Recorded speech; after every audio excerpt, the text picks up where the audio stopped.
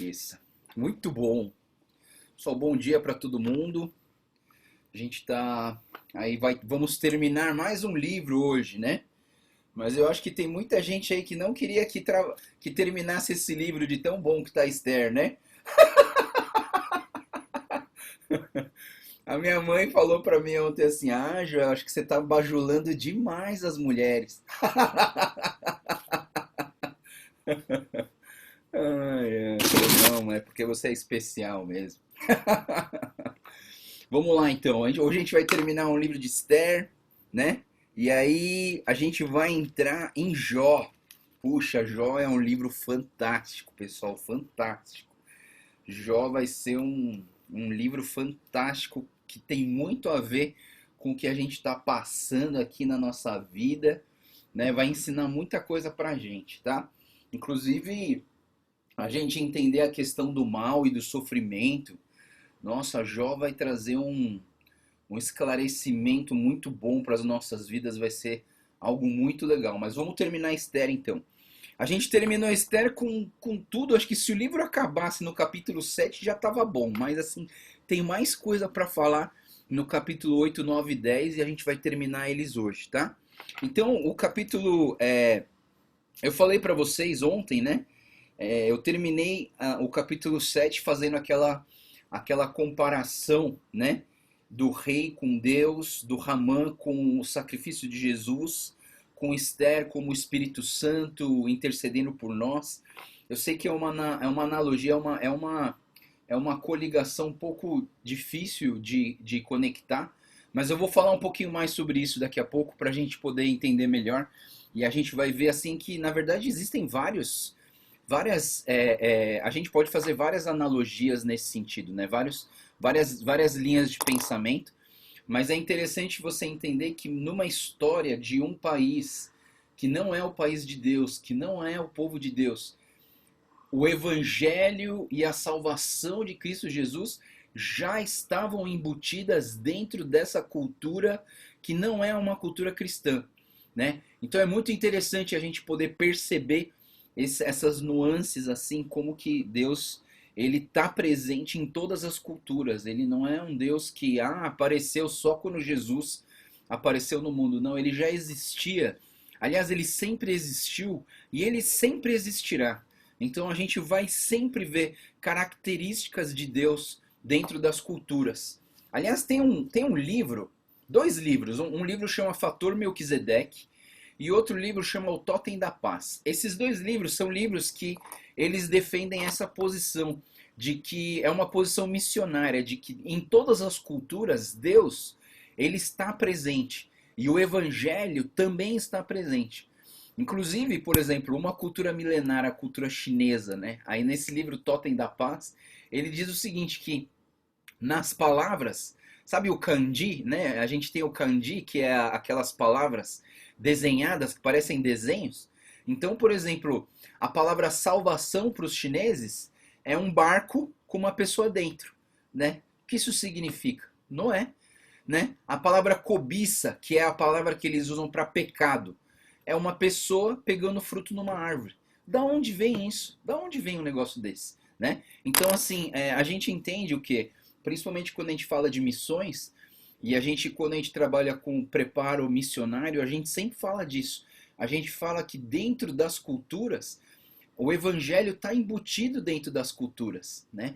E de alguma forma eles têm uma oportunidade de conhecer o evangelho e viver Deus na vida deles. Mas isso não isenta a nossa missão de pregar o evangelho a toda criatura, tá? Vamos lá. Então o livro de Esther acabou ali com o banquete, com o Ramã, ele foi enforcado, né? Ele que queria enforcar o Mordecai, o Mardoqueu, ele queria acabar com o povo de Deus, então tudo que estava contra o povo de Deus se tornou a favor do povo de Deus e Deus abençoou o povo ao invés de castigá-lo, né? E aí o capítulo 8 começa dizendo assim que Deus deu tudo de Ramã para a Esther. Então a Esther recebeu tudo aquilo que Ramã tinha, né? Aliás, ele era a segunda pessoa mais importante do reino. E o Ramã, então, ele tinha muitas posses, ele tinha muitas terras. E tudo aquilo foi dado para Esther. E a Esther, o que ela fez?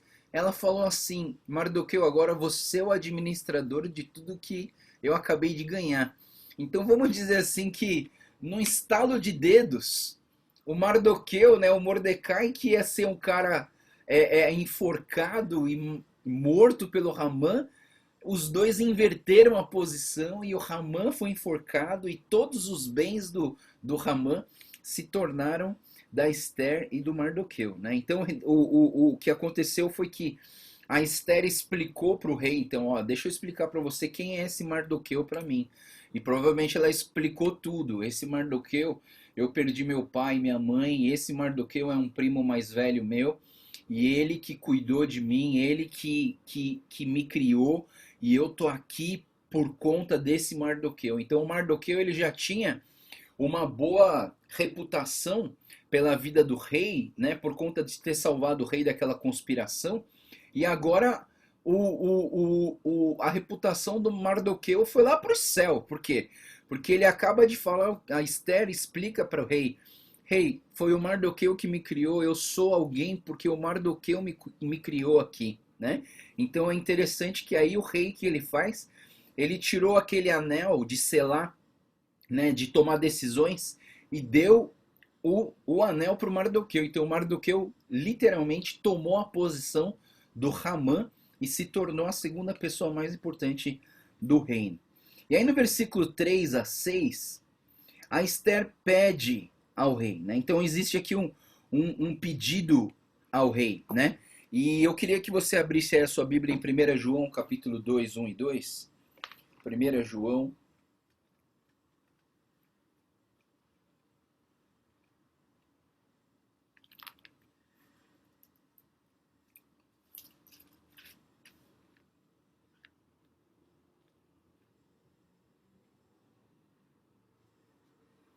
Então, assim, essa posição da Esther, né, de pedir, de chegar diante do rei e pedir para alguma coisa para o rei, tem muito a ver com o que a gente vai falar aqui em 1 João 2, 1 e 2, diz assim: Meus filhinhos, escrevo-lhes estas coisas para que vocês não pequem. Se, porém, alguém pecar, temos um intercessor junto ao Pai, Jesus Cristo, o justo. Ele é a propiciação pelos nossos pecados, não somente pelos nossos, mas também pelos pecados de todo mundo. Então, assim, numa outra versão, esse texto diz assim: escreva-lhes para que vocês não pequem. Se alguém pecar, temos um advogado junto ao Pai. Né? Então, assim, em versões mais antigas, assim, tem um advogado junto ao Pai. Ou seja, Jesus Cristo se torna uma pessoa diante do rei que pede para que o castigo seja eliminado, para que aquele decreto de morte fosse eliminado da face da terra, principalmente sobre o povo de Deus que estava condenado à morte nesse momento. Então a Esther, aqui nesse momento, ela toma a posição como se espiritualmente nós entendemos o que Jesus fez por nós. Então ela intercede por nós. Ela pede para que o rei cancele aquele decreto de morte a todos os judeus, a todo o povo de Deus, né? Então é muito interessante essa ideia de que a Esther ela se torna um advogado à sua causa, né? Ou esse advogado que está defendendo a sua causa perante um Deus justo, né? E aí Jesus Cristo, assim como Jesus Cristo chega diante do Pai e pede a nossa liberdade, a Esther também chegou diante do rei e pediu a liberdade. E aí a palavra de Deus diz, aqui no livro de Esther, super importante esse ponto, pessoal. Eu acho que o ponto do dia é esse, né? Então, capítulo 8, versículo 3, essa Esther, ela vai perante o rei, ela se lança aos pés e implorou que revogasse a maldade de Ramã.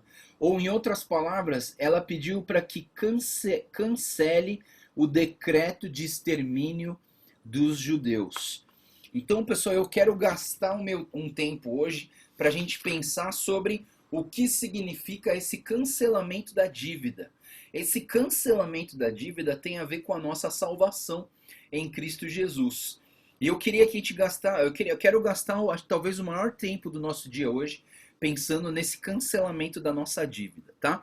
Vamos olhar para a história da Esther, vamos tentar entender isso, a salvação. Eu quero que você hoje saia daqui dessa devocional pensando e entendendo um pouquinho melhor o que é a salvação em Cristo Jesus, tá?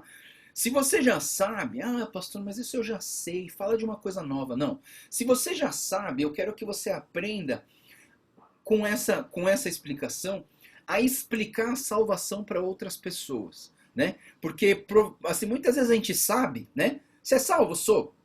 Ah, legal. Você é salvo? Você sabe mesmo? Sei, eu sei. Então me explica. Aí você começa a gaguejar, né? Então, aqui, sabe? Jesus, né? Então, assim, eu quero assim, vamos deixar claro. E para quem é novo na fé, tá andando com Jesus agora, tal.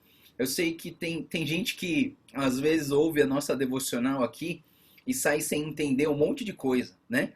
E aí fica nisso, né? Mas a pessoa persiste, não desiste, tá todo dia aí. Eu penso assim, minha mãe é uma, ela falou assim, eu não entendo quase nada do que você fala lá, mas eu tô lá. Eu falei, claro, eu sou seu filho, né? Então você fica lá porque o feridinho é o tesouro da mamãe.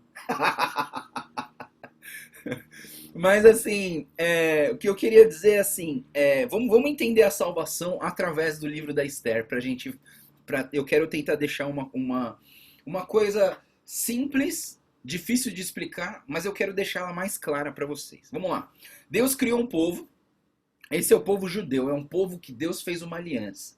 Deus fez uma aliança com esse povo e Deus falou assim, olha, eu vou andar com vocês, eu vou estar com vocês, vocês serão meu povo, eu serei o seu Deus e a gente vai andar junto o resto da vida. Mas o que acontece é que o povo escolheu abandonar a Deus. E segundo o decreto de Deus, Deus fala assim, olha, se você me abandonar, eu também vou te abandonar, porque a gente vai ficar longe um do outro. E aí esse povo então se tornou um povo escravo do pecado. Então, olhando para a história da Esther, a gente vê aqui que o povo de Deus ele era escravo do povo persa, né? Então, primeiro, os babilônios pegaram o povo de Deus lá de Israel, levaram cativos, e depois o reino persa ganhou do reino babilônico, e aí todo mundo agora é escravo do reino persa. E eu queria que vocês entendessem que a Pérsia aqui é o mundo. A gente vive num mundo, não é verdade? E o que é o mundo? Quando a Bíblia fala do mundo, ele fala de dois mundos. O mundo que é o céu, a terra, as montanhas, os rios. Isso é um mundo também, é o planeta onde a gente vive. Mas tem um outro mundo que é o mundo espiritual. A gente vive num mundo. E esse mundo aqui que a gente vive, esse ambiente hostil, esse ambiente que a gente vive, a Bíblia diz que esse mundo morreu no maligno. Esse mundo, ele tem um rei. O rei é Satanás, não é Deus. Esse mundo que a gente está inserido dentro de um lugar cheio de lobos. Lembra que a gente falou de um texto também que falava assim, eu vos envio como ovelhas no meio de lobos. Sejam espertos como as serpentes e puros como as pombas. Lembra? Então, é esse mundo. Então, abre a sua Bíblia comigo em 1 João, capítulo 5, versículo 9. 1 João, não é Evangelho de João, é primeiro livro de João, lá no finalzinho, tá? E aí em 1 João, capítulo 5, versículo 9, ele diz exatamente assim, nós aceitamos o testemunho dos homens, mas o testemunho de Deus tem maior valor, pois é o testemunho de Deus que ele dá acerca do seu filho. Calma aí.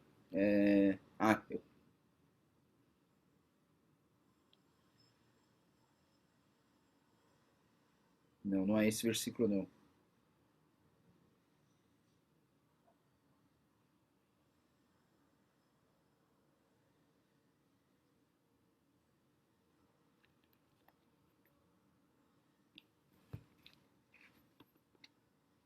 Errei alguma coisa aqui.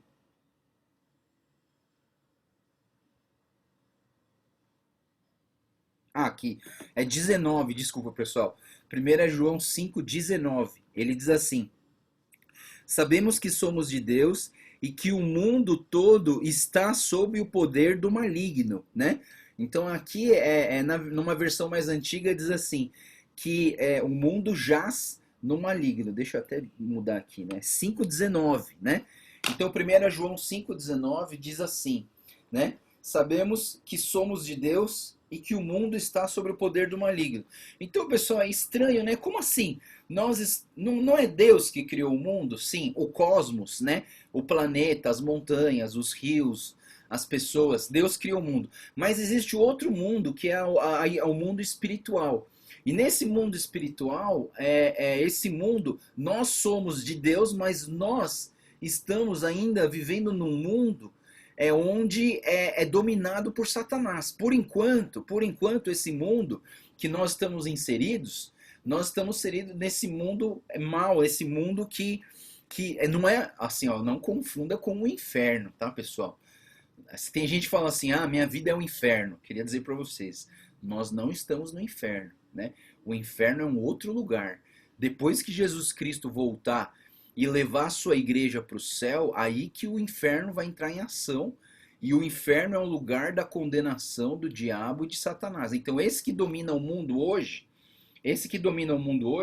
ele vai ser enviado para o inferno depois que a igreja for levada para a eternidade com Cristo Jesus, tá? Então, esse mundo que nós vivemos hoje é um mundo onde a maioria não conhece a Jesus, onde a maioria não tem Deus no coração, onde a maioria não reconhece que Deus é Deus da vida deles, né? E muitos de nós estávamos inseridos nesse mundo e agora nós fomos transportados para o reino do Filho do seu amor, né? Então, assim, é um versículo muito legal, né? Que Deus transportou você, tirou você das trevas e transportou para o reino do seu Filho amado, né? Então, nós fomos transportados. Então, nós estamos no mundo, mas dentro do mundo nós estamos dentro de uma bolha guardada por Deus, e aqui nós vivemos o reino de Deus aqui na Terra. Então ainda não é o super reino de Deus, mas nós já estamos inseridos, nós pertencemos a esse mundo. Então assim, entendemos que, então entenda, né? Dentro desse mundo existe um povo, existem as pessoas. E essas pessoas são escravos do pecado, né? Nós somos escravos do pecado. Por quê? Porque a gente não tem, assim, o que é um escravo? Um escravo é alguém que não é livre para decidir. Não, Joel, mas eu posso decidir o que eu quiser, né? Mas pensa bem, pessoal, nós não conseguimos deixar de pecar, não é verdade? A gente nasce e a gente não consegue evitar o pecado nas nossas vidas. A gente não consegue, sem Jesus Cristo, a gente não consegue viver uma vida santa aos olhos de Deus. Por quê? Porque o pecado já está inserido em nós. E quem peca, a gente peca por dentro, a gente não peca por fora. O pecado vem de dentro. Então abre comigo em Marcos capítulo 7, versículo 21. Marcos, Evangelho de Marcos, capítulo 7, versículo 21 até o 23. O Evangelho de Marcos, 21 até o 23, Jesus está explicando o seguinte, pessoal. Pois do interior do coração dos homens vêm os maus pensamentos, a imoralidade sexual, roubos, homicídios, adultério, as cobiças, as maldades, o engano, a devassidão, a inveja, a calúnia, a arrogância, a insensatez. Todos esses males vêm de dentro e tornam o homem impuro. Então, é importante a gente entender o quê? O pecado, ele não vem de fora. O pecado, ele vem de dentro. Por quê? Porque olhando para a história da criação da humanidade, quando Adão e Eva pecaram, eles decidiram por pecar, toda a humanidade foi condenada junto com eles. Ou seja, a gente já nasce com esse pecado embutido nas nossas vidas. O pecado já está embutido em nós. Então nós naturalmente pecamos. E se você peca, você é escravo do pecado. Abre comigo o Evangelho de João, capítulo 8, 34. Evangelho de João.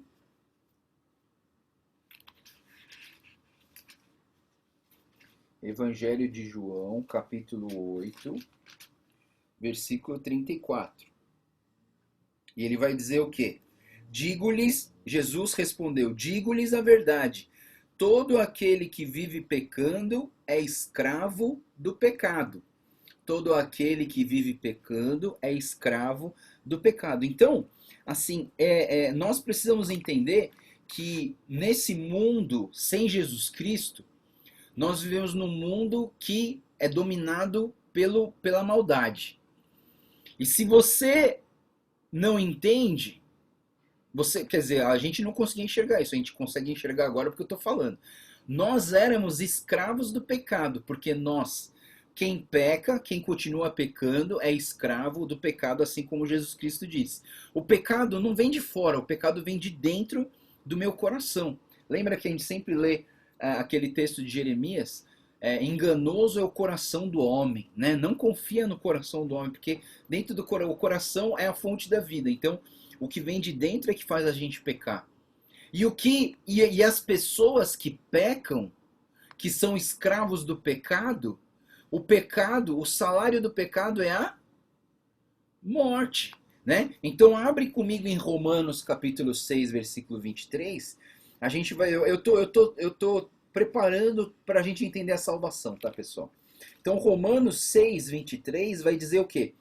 Pois o salário do pecado é a morte, mas o dom gratuito de Deus é a vida eterna em Cristo Jesus. Então assim, nós vivemos num mundo, esse mundo jaz no maligno, esse mundo só tem pessoas, todas as pessoas são escravas do pecado, e porque você é escravo do pecado, você tem uma sentença de morte, e essa sentença de morte, ela não pode ser quebrada por uma outra coisa, a não ser algo que venha de um cancelamento da dívida do que o rei, do que o Deus colocou sobre as nossas vidas. Então, a gente precisa entender o quê? Se somos essa determinação do Romanos 6, 23, pois o salário do pecado é a morte, essa determinação é uma determinação segundo a lei de Deus, sobre a justiça de Deus. Então essa lei, ela não pode ser quebrada, a não ser que alguém consiga convencer o rei que essa lei precisa ser cancelada. E aí então, esse decreto do rei, ele aponta para a morte e para o extermínio de todo esse povo que era chamado povo de Deus. Então, praticamente, assim, vamos dizer que praticamente nós já estávamos mortos. Porque assim, vamos dizer, uma pessoa que está lá no presídio e ela recebeu a condenação máxima de pena de morte.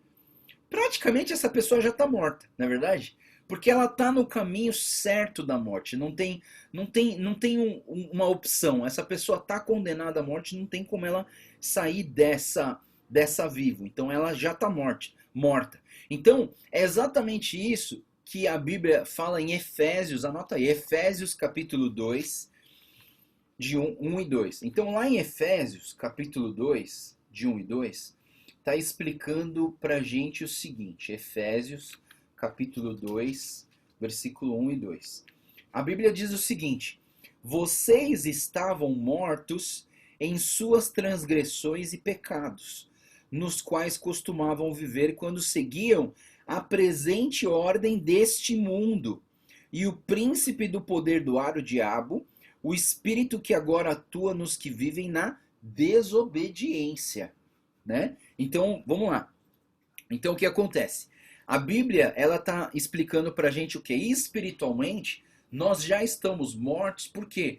Porque nós estamos condenados à morte. Então, as pessoas que vivem dentro desse mundo estão condenadas à morte. Assim como Efésios diz, praticamente você já está morto, né? Então, nós legalmente, nós temos essa condenação máxima, que é a pena de morte. Então, esse povo, de dentro desse povo, vamos lá, vamos partir para a salvação agora. De dentro desse povo, nasce uma pessoa sem pai nem mãe, vamos dizer assim. Vamos dizer que nasce uma pessoa de dentro desse povo, né? E eu estou apontando para Esther e eu estou apontando para Jesus, tá? Então, assim, você pode fazer. O que eu vou falar agora tem a ver com a Esther e tem a ver com Jesus, tá? Então, dentro desse povo nasce uma pessoa. Uma pessoa que, de uma certa maneira, ela é órfã. Porque ela perdeu um dos pais. Ela não tem um dos pais. Porque aqui na terra, mesmo olhando para a terra, Jesus Cristo, ele era filho de João e ele era filho de Maria, mas no fundo, no fundo, ele era filho só de Deus lá do céu. Ele estava aqui na terra vivendo como praticamente como um órfão, ele era filho do próprio Deus. Essa pessoa que nasceu no meio desse povo era uma pessoa pura, uma pessoa doce, uma pessoa bonita, uma pessoa obediente e uma pessoa cativante.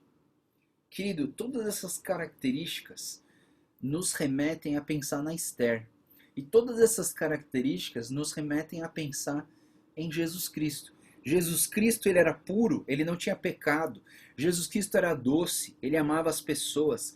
Jesus Cristo era bonito, as pessoas gostavam dele. Jesus Cristo era obediente, tudo que ele fazia porque ele via o Pai fazendo. Jesus Cristo era cativante, porque as multidões seguiam a Jesus Cristo, né? Então, assim, eu estou fazendo uma comparação da pessoa da Esther com a pessoa de Jesus Cristo. E aí, a Esther, imagina, ó, vamos olhar para a Esther. Ela não era ninguém. A Esther não era ninguém. A Esther era uma escrava. A Esther era uma exilada. A Esther nem era dessa terra. A Esther não fazia parte. Ela não tinha sangue real. Ela não tinha nada que fizesse ela alguém. Ela era um ninguém. Assim como Jesus Cristo também nasceu como? Nasceu em uma manjedoura, nasceu no meio dos animais, nasceu pobre, nasceu sem riqueza, sem fama, né? Então assim a gente vê que Jesus Cristo também nasceu. Mas a Esther, a gente olha agora na história da Esther, a Esther tinha um propósito. A vida dela tinha um propósito, a vida dela tinha uma missão. E essa missão era de salvar o povo que estava condenado à morte. Então vamos lá, João 10:10. Agora João 10:10 vai fazer mais sentido pra gente, pessoal. João 10:10 vai dizer o seguinte: o ladrão vem apenas para roubar, matar e destruir. Eu vim para que tenham vida e a tenham plenamente. Então o que acontece? O nosso Jesus Cristo, ele veio a esse mundo porque quem domina esse mundo está aqui para matar, roubar e destruir, que é o diabo. O diabo é o ladrão que vem para matar, roubar e destruir. Mas o nosso Jesus Cristo, assim como a Esther veio aqui, apareceu nessa história, ela veio para trazer vida. E vida em abundante. E olha só, mais uma vez, vamos para o versículo 11, João 10:11, e a gente vai entender o que Jesus Cristo faz por nós. Então no versículo 10, capítulo João 10:11 diz assim, Jesus diz, eu sou o bom pastor, e o bom pastor dá a sua vida pelas ovelhas. Olha só que bonito. Então nós estamos entendendo o quê? Que Jesus Cristo, nesse mundo de pessoas escravas por Deus e condenadas à morte, Jesus Cristo vem a esse mundo para quê? Para cumprir com o seu propósito. O seu propósito de salvar as pessoas que estavam condenadas à morte e cancelar a dívida. Isso aqui é muito importante, pessoal. O mais importante que eu penso de hoje é a gente entender esse cancelamento da dívida. Então, abra comigo. Esse é o texto que se você decorar, eu te dou um chocolate, se você decorar esse versículo. Colossenses capítulo 2. Colossenses capítulo 2, versículo 14 e 15. Só esse aqui é o versículo do dia, tá?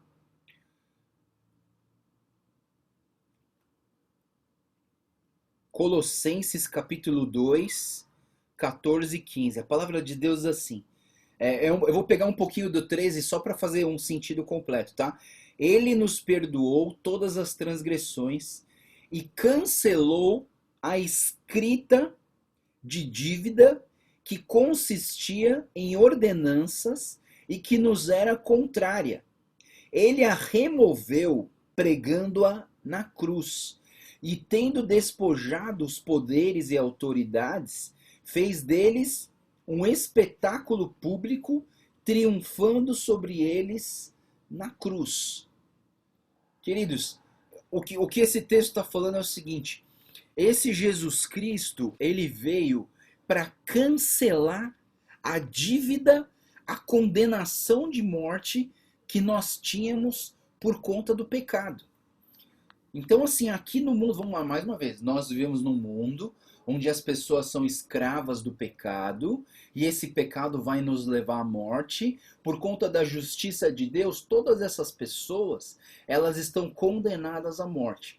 Nasceu alguém bonito, puro, lindo, atraente, que trouxe o quê? Um cancelamento da dívida, da condenação de morte dessas pessoas escravas, para que essas pessoas pudessem ser salvas.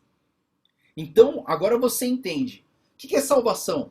A salvação em Cristo Jesus é o quê? É Jesus cancelando a nossa dívida, cancelando a nossa condenação, para que nós possamos ter vida e vida em abundância. Então, esse Colossenses capítulo 2, 14 e 15, ele teologicamente está explicando para a gente o seguinte: todas as pessoas têm uma dívida impagável. Todas as pessoas têm uma dívida impagável.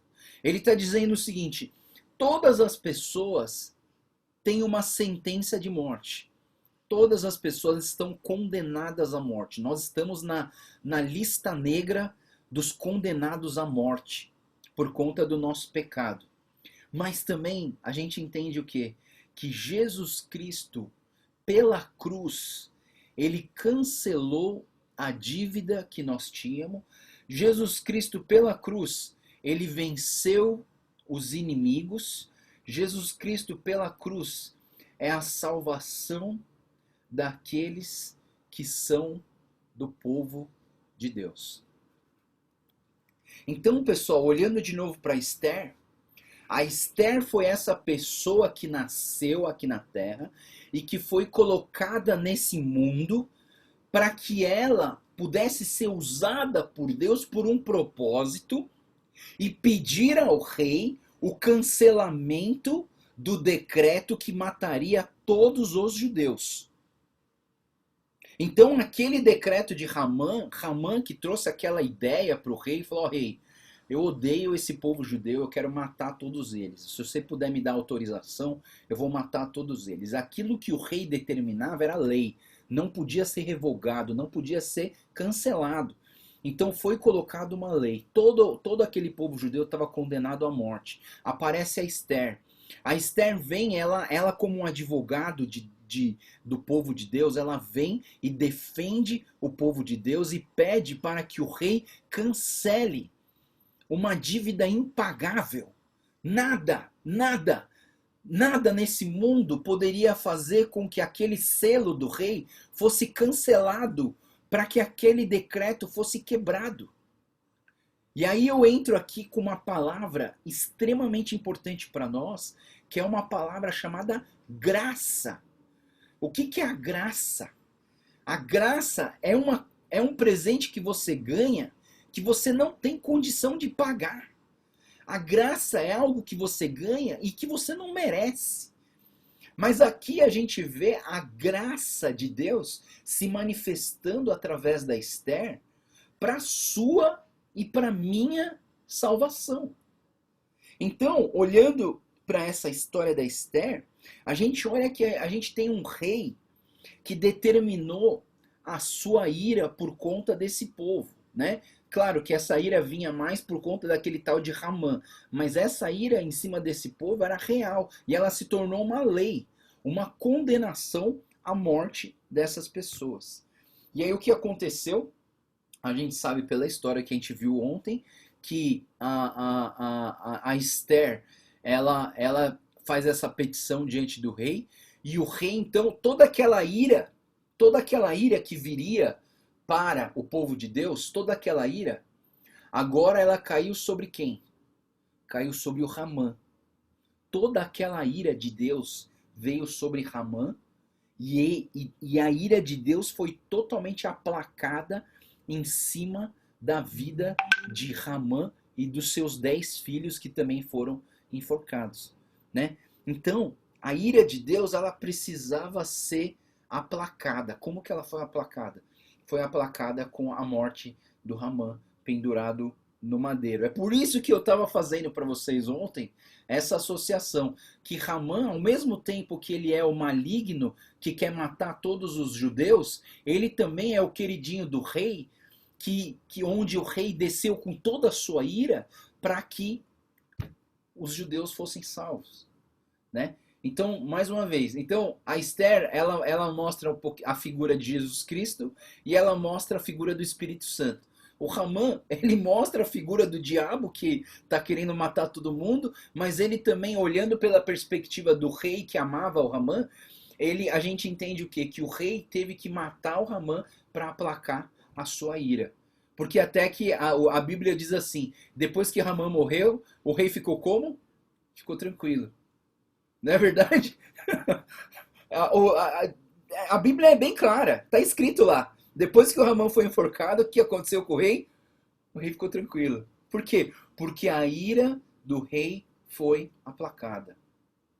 Então o nosso Deus, que é o nosso rei, ele enviou Jesus Cristo aqui na terra.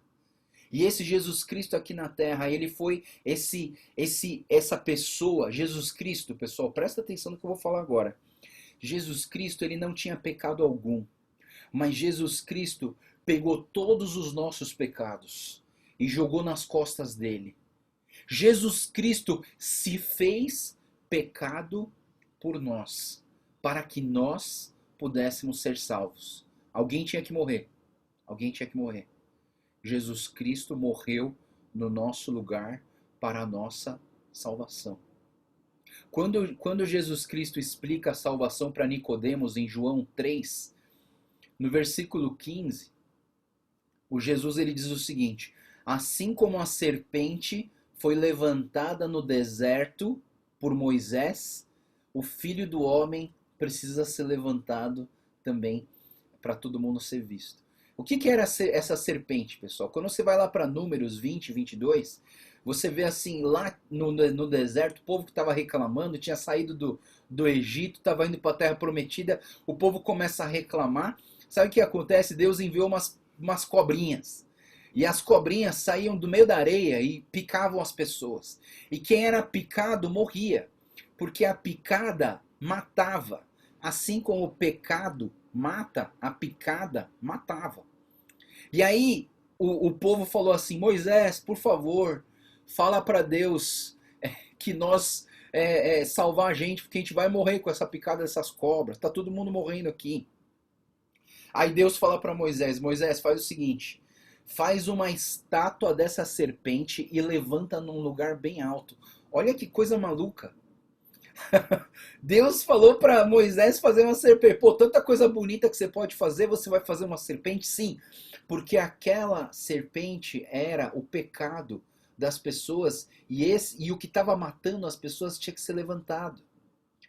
E aí a palavra de Deus diz que todas as pessoas que eram picadas pela cobra, se elas olhassem para aquela estátua, elas seriam salvas. E é isso que Jesus Cristo estava querendo dizer. Você quer ser salvo? Você precisa olhar para a serpente que foi levantada no deserto. Você quer ser salva? Você precisa olhar para a cruz de Cristo, porque Jesus se fez pecado por nós. Jesus se fez pecado por nós. Jesus veio ao mundo com o propósito da salvação. Jesus veio cumprir a sua missão. Jesus foi morto e pendurado no madeiro. Jesus se fez pecado por nós. E por causa de Jesus, a dívida de condenação da morte foi cancelada. Cancelada. E o povo recebe a sua salvação sobre a sua condenação de morte. Olha só que lindo, pessoal. A gente precisa entender isso com clareza. Aqui no mundo espiritualmente, estamos falando espiritualmente. O mundo tá preso, tá morto no maligno, o maligno que domina. Todas as pessoas dentro desse mundo são escravas do pecado, porque ninguém consegue deixar de pecar, porque todo mundo peca. E aí, porque todo mundo peca, nosso salário era o pecado, nós tínhamos uma condenação de morte. Mas Deus, na sua bondade, enviou alguém aqui nesse mundo que viveu como nós, com um propósito. Essa pessoa era pura, essa pessoa era doce, essa pessoa era obediente, essa pessoa era cativante. E essa pessoa morreu, se fez pecado por nós, para que nós pudéssemos encontrar a vida sob a condenação da morte que nós tínhamos. E é por isso que você é salvo. Então eu digo para você, você tem a salvação em Cristo Jesus? Tenho. O que significa essa salvação? É tudo isso que eu estou falando para vocês hoje. Isso é muito importante para você entender. Isso é muito importante para você entender. O livro da Esther está trazendo a gente para entender o que é a nossa salvação em Cristo Jesus. E última coisa que eu queria falar para vocês em relação a esse cancelamento é que a salvação, pessoal, presta atenção no que eu vou falar agora. A salvação é uma decisão pessoal. A salvação não é porque Jesus morreu na cruz por nós que todo mundo já está salvo. Não, não é assim. Porque o mundo ainda existe. E se você não se declarar, eu não pertenço a esse mundo, eu pertenço ao reino de Deus, você ainda está sobre o jugo da escravidão e a escravidão do pecado e o pecado que te leva à morte. Então a salvação é uma decisão pessoal de cada um de nós. Cada um de vocês precisa tomar essa posição diante de Deus e escolher e falar: Deus, eu quero a salvação em Cristo Jesus. Então é uma decisão pessoal e também, pessoal, presta atenção no que eu vou falar. Você pode desistir da sua salvação. Depois que você recebeu essa salvação, você pode desistir e não querer mais. Por quê? Eu vou dizer uma coisa para vocês. A humanidade é volúvel. O que é uma humanidade volúvel? Uma hora a gente quer, uma hora a gente não quer, né? Uma hora a gente gosta, outra hora a gente não gosta. Uma hora eu gosto de assistir tal programa, uma hora eu não gosto mais. Uma hora eu gosto do Bolsonaro, outra hora eu não gosto mais. Uma hora eu gosto do Dória, outra hora eu não gosto mais. Nós somos volúveis, pessoal. A gente gosta e a gente desgosta tão fácil. É um piscar de olhos para a gente gostar e desgostar. Então eu quero dizer para vocês, é possível que você tenha escolhido a salvação e você possa desviar desse caminho. E um dia você fala assim, eu não quero mais. Ah, desisto, não quero mais. Né? Então eu queria que você entendesse que dentro do pensamento cristão existe um negócio chamado perseverança final dos santos. A perseverança final dos santos significa que Deus te dá forças para você não desistir da salvação em Cristo Jesus. Deus te dá força para você não desistir da salvação em Cristo Jesus. E isso é muito importante para você pensar, tá? Então você recebeu a salvação em Cristo Jesus, cuidado para não cair. Cuidado para não perder a sua salvação. Cuidado para não sair do processo de santidade. Cuidado para não perder as vestes nupciais que te dão o direito de participar da festa de casamento do noivo Jesus Cristo e da noiva igreja. Lembra do que eu falei para vocês ontem? Toma cuidado para não perder a roupa. Vista a roupa certa, né? Todos os dias fala assim, Deus, eu quero deixar o velho homem pregado lá na cruz e eu quero viver o Senhor hoje. Gálatas 2:20. Vivo não mais eu, mas Cristo vive em mim, e a vida que hoje vivo, vivo pela fé em Cristo Jesus, que morreu por mim, né? Então nós precisamos ter essa decisão todos os dias na nossa vida.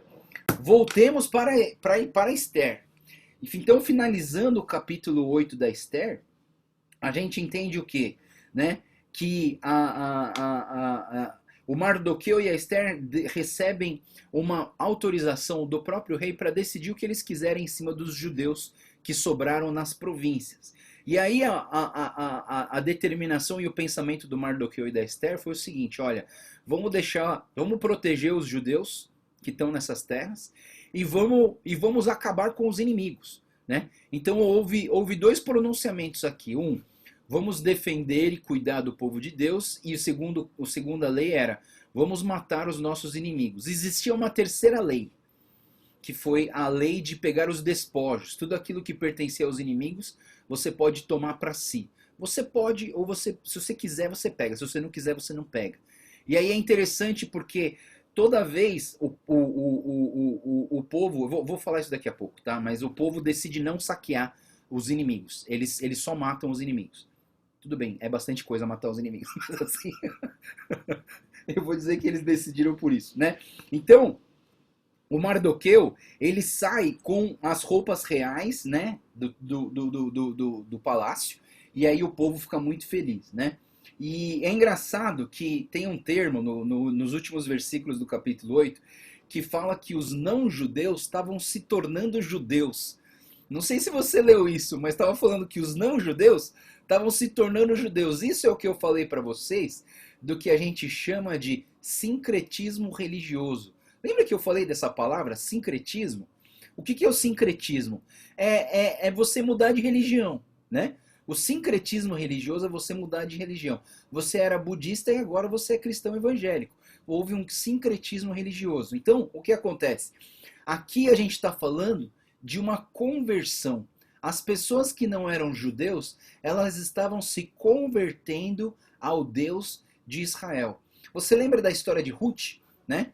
Quando Ruth, a Noemi falou para Ruth, a Noemi falou para Ruth, Ruth, fica aqui na tua terra, acha um outro marido, vive a tua vida. Ela falou para as duas, para Orfa e para Ruth, falou assim, ó, vive a tua vida, vocês são novas, eu não vou poder ter outro filho para casar com vocês, então assim, fica aqui em Moabe e vive a sua vida. O que a Ruth falou? A Ruth olhou para Noemi e falou assim, não, por onde quer que tu fores eu irei.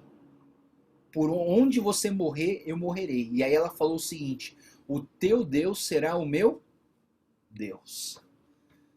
Essa foi a conversão da Ruth. E o que está acontecendo aqui é que está havendo uma conversão daqueles que não eram judeus, não para ser judeus, mas para adorarem o Deus dos judeus. É o princípio da conversão. Então, no princípio da conversão, você tem três coisas acontecendo aqui. Primeiro, as pessoas reconhecem que Deus é real. Princípio da conversão. As pessoas reconhecem que Deus é real. Segundo princípio da conversão, as pessoas experimentam um Deus verdadeiro. Porque elas viram que o Deus desses judeus é forte. Os caras estavam completamente condenados à morte, mas eles foram salvos e ainda tomaram uma posição alta dentro do reino. Então, primeiro princípio, reconhecer que Deus é real. Segundo princípio, experimentar um Deus verdadeiro. E terceiro princípio de conversão que eu enxergo aqui é, eles decidiram pertencer a esse Deus. Eles decidiram pertencer a esse Deus, tá? Então é isso que a gente entende quando a Bíblia está falando aqui na história da Esther. Os não-judeus eles estavam se tornando judeus. É nesse sentido, é o sentido da conversão. A conversão no sentido de que eu tinha um Deus e agora eu tenho outro. Agora o meu Deus é Jesus Cristo. Agora o meu Deus é o Deus criador do céu e da terra, o Deus trino. É o Pai, o Filho e o Espírito Santo. Isso é o princípio da conversão. No capítulo 9, então, a gente vê que a ordem do rei entraria em vigor no 13º dia do 12º mês, né? E aí a lei se tornou a favor dos judeus, os judeus venceram os que odiavam eles, os judeus se uniram contra os inimigos das províncias, de dentro das províncias, né, do rei Xerxes, e todos apoiaram Mardoqueu, o Mordecai, e que exercia influência no palácio e ficava conhecido por todas as províncias. Versículos 5 a 9, eles mataram 500 homens inimigos dos judeus e os 10 filhos de Ramã, né? Versículo 10 a 12, a gente vê, mas eles não saquearam nada, né? E eu queria dizer que essa ideia de não saquear nada, pessoal, vamos olhar um pouquinho para a história do que a gente estudou até agora, tá? Quem era o inimigo principal aqui nessa história era o tal de Ramã. O Ramã, ele era o quê? Descendente de quem? De Agag. Quem era Agag? Agag era aquele rei que Deus mandou o Saul matar, mas o Saul não matou. E depois o Saul matou, né? Não, depois o Samuel foi lá e matou, né? O Agag. Mas lembrando aí de Samuel, 1 Samuel 15, né? O que Deus tinha falado para com esse povo do Agag? Acaba com tudo, não fica com nada. Não pega despojos desse povo. Tudo que for deles, você elimina da face da terra, né? E aí, o povo aqui tá lembrando de 1 Samuel 15. E eles estão com medo de pegar alguma coisa desses inimigos. Então eles mataram os inimigos, mas eles não saquearam nada. Eles não ficaram com nada, entendeu? Então esse fato deles não saquearem os inimigos foi por causa disso, porque eles falaram, não pega nada. E aí eles lembraram disso e é por isso que eles estavam fazendo isso. Então, o rei ainda pergunta para Esther, no versículo 10 a 12, o que mais que você quer? Seu desejo é uma ordem, né? É muito interessante, né? O nível de aceitação e de autoridade que a Esther ganha aqui nesse relacionamento com o rei, né? E ontem eu falei para vocês, mulheres, né, que a palavra de vocês é muito poderosa. Eu falei para vocês, mulheres, que vocês, com a sua doçura, vocês conseguem dobrar os homens. E o desejo de toda mulher é que o marido chegue para a mulher e fale assim, seu desejo é uma ordem. Não é verdade?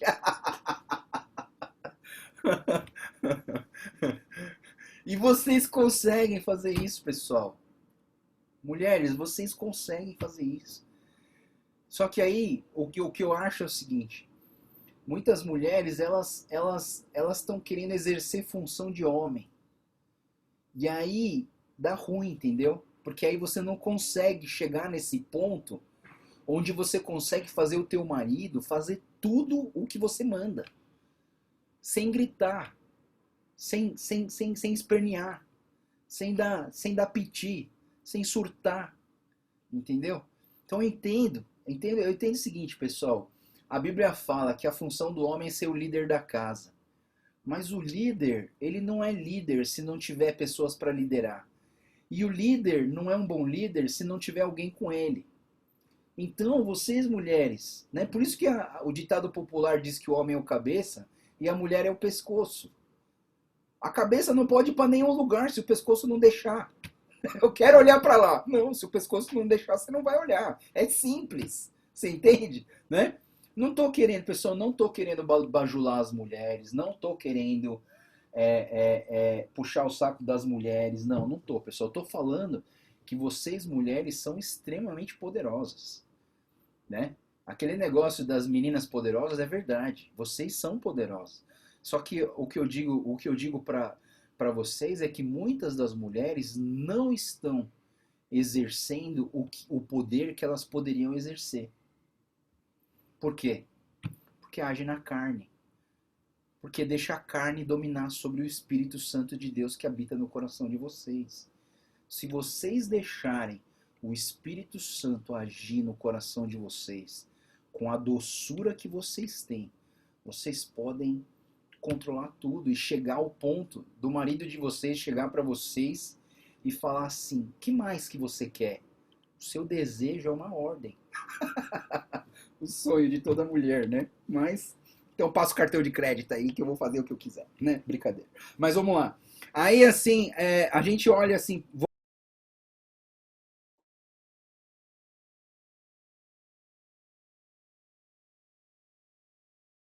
Desligar.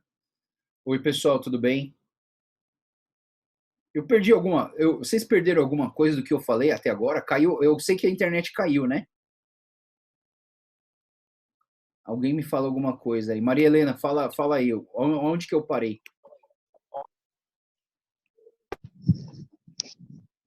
Oi, parou sim. Parou onde? Quando você ainda estava falando das mulheres para mim, Quer que fala mais? do elogio. Ai, ai. Tá. Vamos voltar aqui. Vamos voltar aqui, então, no. Que agora me deu uma preocupação. Vamos voltar aqui, o capítulo 9, versículo 13, que eu acho assim muito complicado o versículo 13, tá? Talvez para você tenha ficado muito estranho o capítulo 13, porque o rei chega para Esther e fala assim: Esther, Na pede. verdade, João, Pode falar. você estava no 10 e 12. Isso. Então, acabando Isso.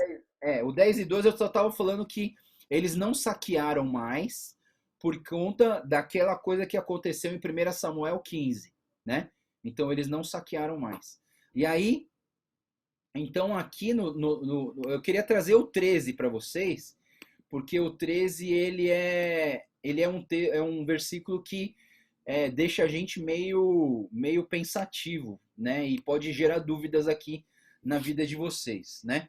O capítulo 13, o versículo 13, ele diz assim que a Esther, ela diz assim, se for do agrado do rei, mais uma vez, né? Com toda delicadeza, ela fala assim, se for do agrado do rei, ela pede para estender mais um dia, esse dia que os judeus estavam se vingando dos seus inimigos. E aí a Esther, ela pede um negócio muito esquisito. Ela pede que os corpos dos 10 filhos de Ramã fossem pendurados na forca para ficar ali no espetáculo público, né? Para ficar estendido ali sobre as pessoas, né? Eu não sei se vocês pensaram nisso. Poxa, como que uma mulher tão doce, né? Tão boazinha, pediu para pendurar o corpo das pessoas, dos inimigos na forca, né? Não, mas eu queria trazer isso para vocês, tá? Vamos pensar comigo. Abra a sua Bíblia em Colossenses capítulo 2, 15. Abra comigo. Colossenses capítulo 2, versículo 15. A gente leu esse texto, mas assim, olha só o que está escrito em Colossenses capítulo 2, 15. E tendo despojado os poderes e as autoridades, fez deles um espetáculo público, triunfando sobre eles na cruz. Olha só que interessante. Ele fez deles um espetáculo público, triunfando sobre eles na cruz. Então, o que a Esther está pedindo aqui, pessoal? Eu queria que você entendesse o que a Esther está pedindo aqui. A Esther está pedindo aqui nada mais, nada menos que você olhe para a cruz como que antigamente era um símbolo de morte e que você olhe para a cruz como símbolo da sua salvação. Em outras palavras, a Esther está pedindo para pendurar aqueles inimigos no madeiro para que aquilo se tornasse uma marca registrada da salvação do povo de Deus, para que todos entendessem que o inimigo está derrotado e que nós somos mais que vencedores por meio daquele que nos amou e se entregou por nós. Então, o pedido da Esther de pendurar os filhos do Ramã na forca não era um pensamento maquiavélico do mal, sádico, para ficar olhando as pessoas penduradas na forca. Não. É para que aquela imagem se tornasse um símbolo da salvação do povo de Deus. É assim como a cruz. Pessoal, naquela época de Jesus, se você pendurasse uma cruz no seu pescoço, você ia ser chamado de louco. A cruz tem o símbolo da morte. A cruz tem um símbolo de coisa ruim. A cruz tinha um símbolo, trazia uma coisa negativa para as pessoas. Mas por que a gente usa a camiseta da cruz, usa colar da cruz? A gente gosta da cruz, a gente pendura a cruz na nossa casa, né? Por quê? Porque a cruz se tornou um espetáculo público que triunfou sobre a nossa morte.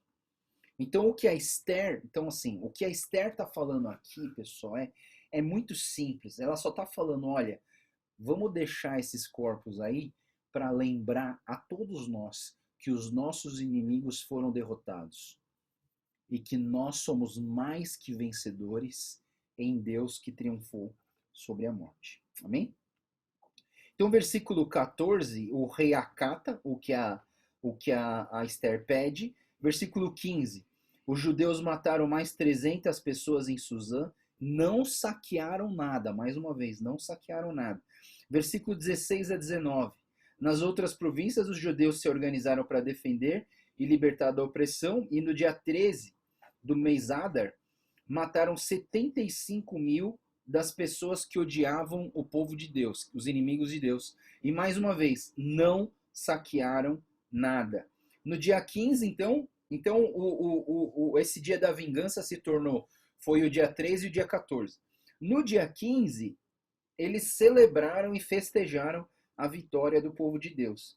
E aí, no versículo 20 e 22, Mardoqueu enviou cópias do registro para todas as pessoas, todas as províncias, e convocou uma festa no dia 14 e 15. Diz aqui que transformou o lamento em dança de alegria.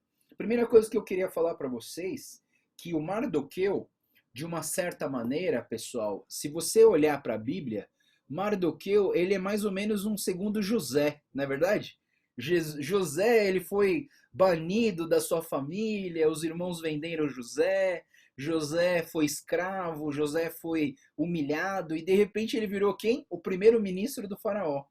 E o Mardoqueu, de uma certa maneira, é um segundo José, que a gente vê que ele era um nada, ele se colocou roupa de pano de saco, ficou na porta fazendo uma reivindicação, ele não era nada, estava para ser morto, mas aí vem e ele se torna o segundo pessoa mais importante do reino do rei Xerxes, né? E quando a Bíblia aqui fala sobre o envio de cópias do registro, sabe o que me faz lembrar essas cópias do registro? Porque esses registros tinham o resumo de toda a história e do projeto de salvação. Para mim, essas cópias do registro enviado para todas as províncias é o quê? É a Bíblia. Né? A Bíblia é a cópia dos registros que nós temos, que resume, que fala sobre a nossa salvação e que levou liberdade e salvação para todos os judeus em todas as 127 províncias do rei Xerxes. Né? Então a gente está falando aqui da Bíblia. E aí eu queria dizer para vocês que essa expressão transformou o meu lamento em dança de alegria. Eu queria que você abrisse comigo no Salmo 30, pessoal. Abre comigo no Salmo. É muito lindo. A palavra de Deus é muito linda. Meu Deus do céu, obrigado pela tua palavra. Salmo 30, pessoal. Olha o que diz o Salmo 30. Salmo 30 diz assim: eu te exaltarei, Senhor, pois tu me reergueste e não deixaste que os meus inimigos se divertissem à minha causa. Senhor meu Deus, a ti clamei por socorro e tu me curaste. O Senhor tiraste-me da sepultura, prestes a descer a cova, e devolveste-me a vida.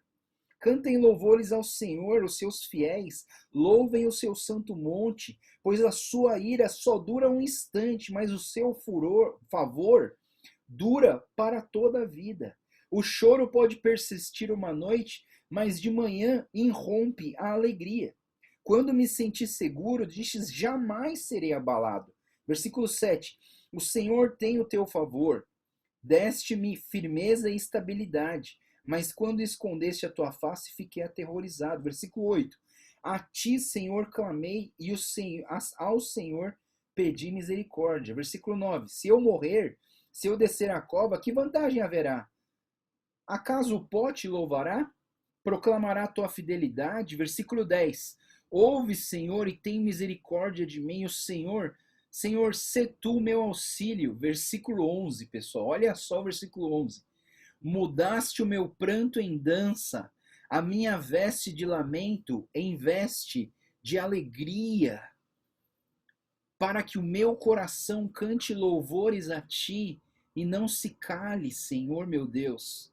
Te darei graças para sempre. Pessoal, esse salmo é lindo. Esse salmo é lindo e esse salmo resume para nós nossa adoração ao nosso Deus olhando para o livro da Esther.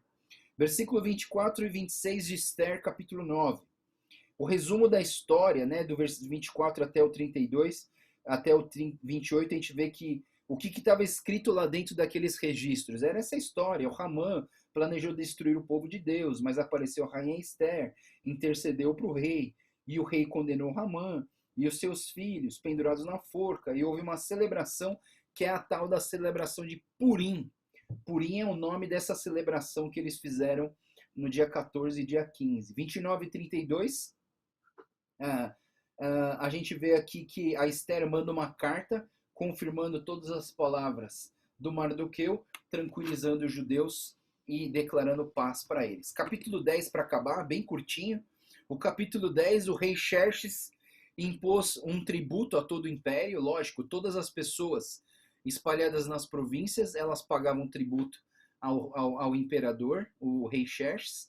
Mardoqueu foi o segundo no comando, depois de Xerxes, tornou-se popular entre os judeus, foi muito respeitado, lutou em favor do seu povo, buscava a paz e o bem-estar dos judeus, e acaba o livro de Esther. Eu só queria deixar registrado aqui, né, para a gente poder pensar que o Mardoqueu, ele de uma certa maneira representa também a obra de Cristo nas nossas vidas, e a obra de Cristo declarada no Velho Testamento.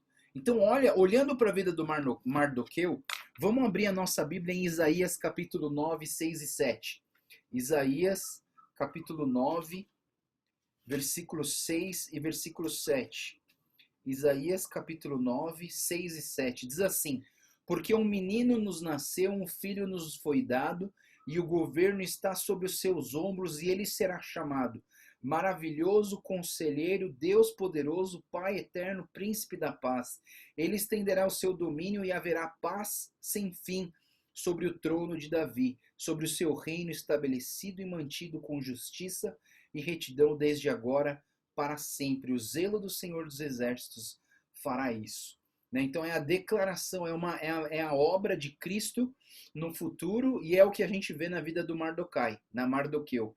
E o último texto que eu queria que você abrisse, lá no finalzinho do Velho Testamento, livro de Zacarias, capítulo 9. Zacarias, capítulo 9.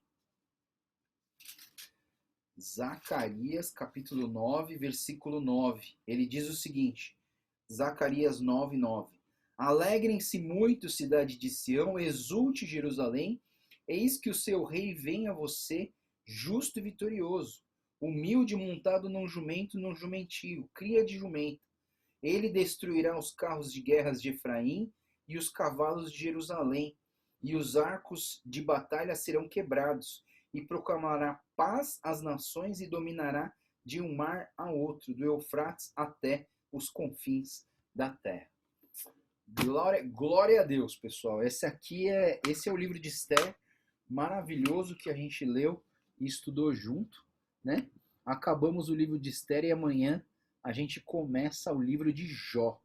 Maravilha estudar Jó também, né? Um pouco mais doloroso do que o de Esther, mas assim, importante da gente entender. Vamos lá, pessoal. Dúvidas, comentários?